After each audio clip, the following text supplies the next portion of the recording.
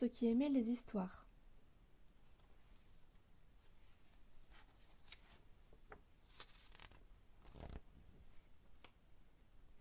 Un jour, en furetant dans les buissons, un jeune ours découvrit un morceau de papier. Il l'observa avec attention. Il renifla les petites inscriptions qu'il portait, puis l'ours le prit entre ses dents et le rapporta dans sa caverne. Les années passaient et l'ours restait émerveillé par ce papier. À part la lune, il n'avait jamais rien vu d'aussi étrange, d'aussi incroyable.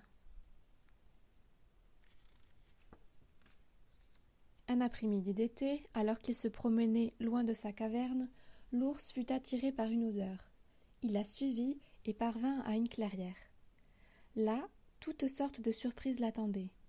D'abord, il y avait une maison, puis du linge de couleur vive pendu sur un fil. Mais surtout, il y avait une jeune femme. Cachée derrière un gros arbre, il l'observa. Il regardait un drôle d'objet rectangulaire qu'elle tenait entre les mains. Malgré la merveilleuse odeur de bacon, de café et de pain qui s'échappait de la maison et qui commençait à lui chatouiller les narines, l'ours ne pouvait détacher son regard de cette femme. Il ne parvenait pas à comprendre ce qu'elle faisait, mais il aimait ce calme, cette paix qui régnait. Soudain, elle referma le livre. Il s'enfuit en courant. Jour après jour, il revint. Il s'approchait de plus en plus près. Dissimulé derrière un arbre, il l'observait discrètement, ne laissant dépasser que sa grosse tête d'ours. Cette femme l'intriguait. Parfois, captivée par sa lecture, elle éclatait de rire, ou bien, se cramponnant à sa page, elle paraissait effrayée. Ou bien encore, elle abaissait le livre et détournait son regard qui semblait se perdre loin ailleurs. Un jour, un rayon de soleil se faufila entre les arbres. Il la vit alors poser doucement le livre sur ses genoux, puis fermer les yeux. Le soir, quand elle regagnait sa maison, l'ours repartait de son pas lourd dans la forêt vers sa caverne. Une fois en chemin, il entendit le cri d'un geai bleu. Il releva rapidement la tête. Il avait cru entendre le rire de la femme.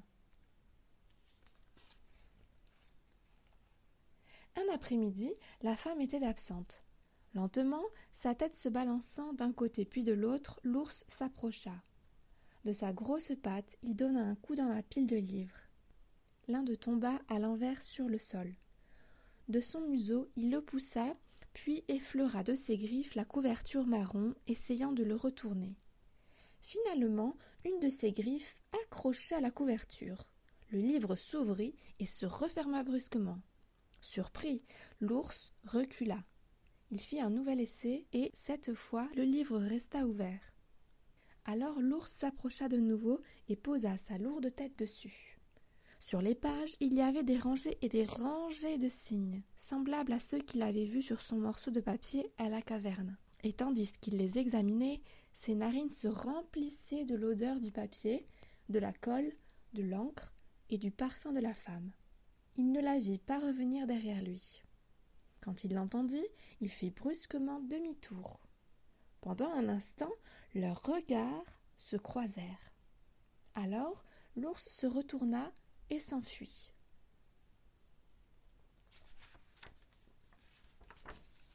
Le jour suivant, il vit la femme assise dans son fauteuil, le livre à la couverture marron posé sur ses genoux. Elle avait le visage tourné vers la forêt, semblant chercher quelque chose. Quand enfin elle l'aperçut, elle sourit. « Viens ici, viens l'ours !» Après une brève hésitation, il sortit de sa cachette et il s'approcha lentement, sa grosse tête ballottant d'un côté puis de l'autre.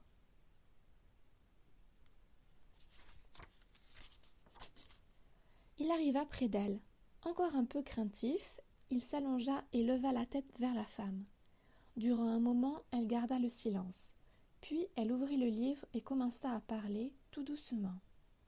Il était une fois un marin qui avait parcouru les océans pendant tant d'années qu'il ne retrouvait plus le chemin de sa maison. Tandis qu'elle prononçait ces mots, tandis qu'elle tournait les pages, l'ours gardait les yeux fixés sur elle. Il ne comprenait pas ce qu'elle disait, mais, en l'écoutant, il sentait le bonheur le submerger comme une grosse vague.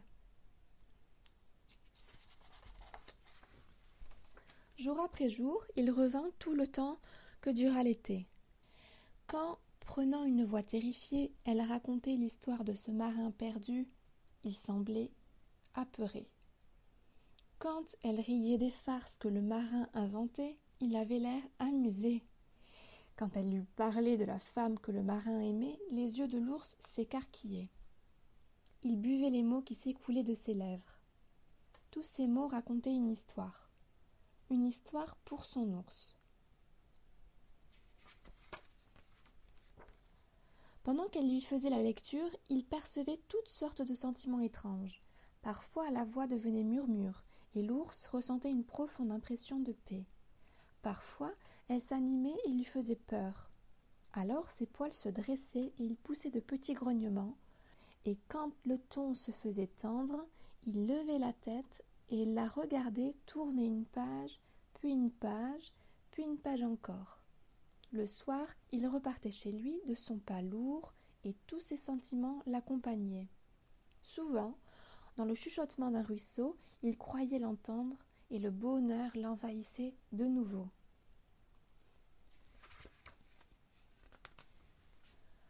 Un après-midi, il se mit à faire plus frais. Alors elle posa son livre, se pencha vers l'ours et lui dit « J'aimerais... Oh, j'aimerais tant que tu puisses lire ces livres lorsque je ne serai plus là cet hiver. » Puis elle sourit, et l'ours, voyant son sourire, sentit son cœur devenir tout léger. Puis, à voix haute, elle reprit sa lecture. Lors de sa visite suivante, il rapporta de sa caverne le morceau de papier rempli de ces signes si mystérieux. Il le posa près d'elle parmi les livres.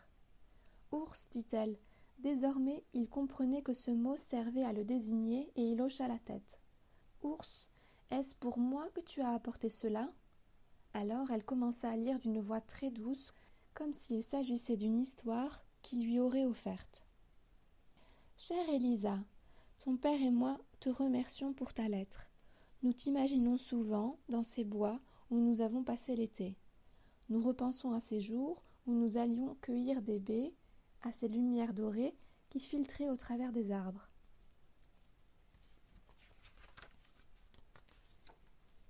Quand l'ours revint la fois suivante, les feuilles avaient changé de couleur. Il atteignit la maison dans la forêt et il vit qu'autre chose avait changé, là aussi. Elle n'était pas là, attendant qu'il arrive. L'ours s'approcha, marchant en remuant sa grosse tête d'un côté puis de l'autre. Il arriva à l'endroit où elle avait l'habitude de s'asseoir. Là, sous l'arbre, où la chaise aurait dû se trouver, il y avait ses livres. Une multitude de livres, plus qu'il n'en avait jamais vu. Ils étaient posés sur un drap. Des feuilles mortes et des pommes de pin jonchaient déjà le sol. Elle lui avait laissé tous ses livres ainsi qu'un petit mot, imaginant peut-être qu'il pourrait le lire. « Pour mon ours ». Inclinant tristement sa grosse tête, il regarda le cadeau qu'elle lui avait fait. Au silence qui l'entourait, il comprit qu'elle était partie.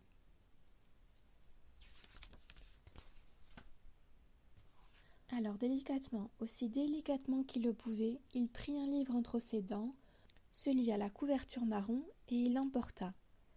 Et tout l'après-midi, il fit de longs allers et retours entre la maison et sa caverne, traversant et retraversant la forêt, emportant les livres de couleur verte, rouge, noire, et toutes ces histoires de marins, de fées et de contrées lointaines. Et tandis qu'il cheminait, le chuchotement du ruisseau et les cris des geais bleus l'accompagnaient.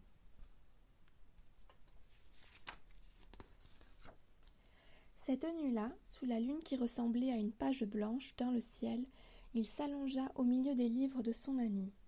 Finalement, il s'endormit. C'est alors qu'il entendit sa voix, si douce, si proche. Elle lui racontait des récits d'aventure, des histoires merveilleuses, des histoires d'amour, et tout cet hiver-là, en attendant que le printemps lui ramène son ami, à chaque fois qu'il posait son museau sur les pages, à chaque fois qu'il effleurait les couvertures de ses griffes, elle était là, près de lui.